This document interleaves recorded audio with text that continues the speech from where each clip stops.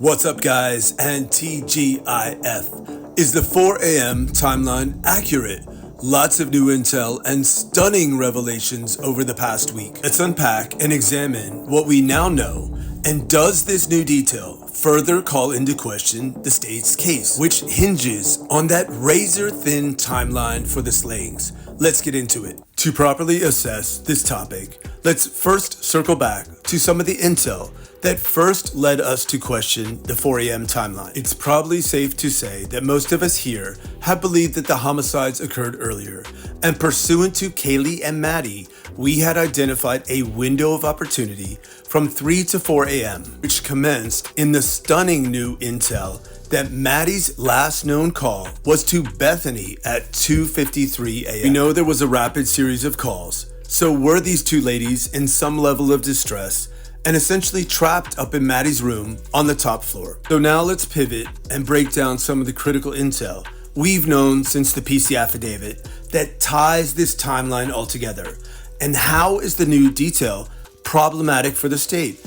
And again, just creating more questions. First up, we have some new intel on Dylan. We know that this 4 a.m. timeline was essentially built around Dylan, and that she hears voices and noises pretty much throughout. Next up, the DoorDash delivery, something we really have not known much about, and still do not. But how does this new detail create more questions? Then we have some shocking new intel on Xana being on TikTok at 4:12 a.m. Again, these were all instrumental factors in bringing this timeline to life. So are we seeing cracks in the foundation of this 4 a.m. timeline? So let's talk about Dylan. More detail came out about her level of intoxication, which was pretty extreme. I mean, we kind of knew this, but again, this just raises more questions about her credibility. Heavily intoxicated, the story keeps changing, there's a vacuum, there's a fireman, Kaylee running up and down the stairs, but there's one very critical piece of intel: the man in the house at 4 a.m. I mean, obviously it's for jurors to decide at trial. I personally think Dylan as a witness will be problematic for the state. I think Anne will finesse how she addresses Dylan and Bethany, but let's face it, if she's having a hard time recollecting things and who she thinks she heard and what she heard, and is it real or is it a dream, is any of it reliable? That is what Anne will tell jurors. If she is so unsure about so many things, how can she be so certain of that one critical piece of intel? A man in a house, but even more so, how is she so sure it's 4 a.m.? So again, just to reiterate, this is not hating on Dylan. We are discussing the facts as they continue to unfold. So will Dylan's credibility be an issue at trial? And so could her credibility negatively affect that 4 a.m. timeline, which the state's case essentially hinges on? If any little piece of that timeline falters, the state's case falters, and Dylan is a huge part of the 4 a.m. timeline.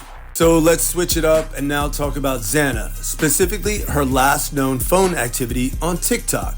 Simply put, the PC affidavit stated that time to be 4:12 a.m., but the phone extraction intel factually revealed that time to be 3:16 a.m. So if this intel holds at trial, this is obviously problematic for the state. That activity corroborated that Xana was still alive at that time, and also held together Dylan's account for the entire timeline, inferring that the assailant began on the top floor while Xana was still alive. So again, does this only create more questions and give more credence to the idea that the homicides occurred prior to 4 a.m.? Okay, so let's wrap this up. We do have some new intel on Ethan and Xana's DoorDash order and delivery. We now know that delivery was made at 3:59 a.m. So there's a lot of activity going on at 1122 King at 4 a.m. There's still a lot of things we don't know. We don't know if it was a no contact delivery, if Xana took the order directly from the driver. We only know from the PC affidavit, it says that Xana received the order.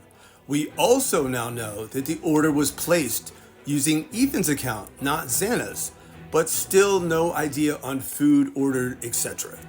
So we just have to be patient and wait for more details. But it's like over 2 years into this process, what is the holdup? As you know, I love my forensics. I have always maintained that the DoorDash delivery is critical to narrowing down the time of death for Ethan or Xana. Pretty safe to assume that law enforcement photographed and took this bag into evidence.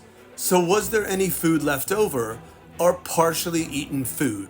If so, then logically, we will hear that Ethan or Xana had that undigested food in their stomach during autopsy.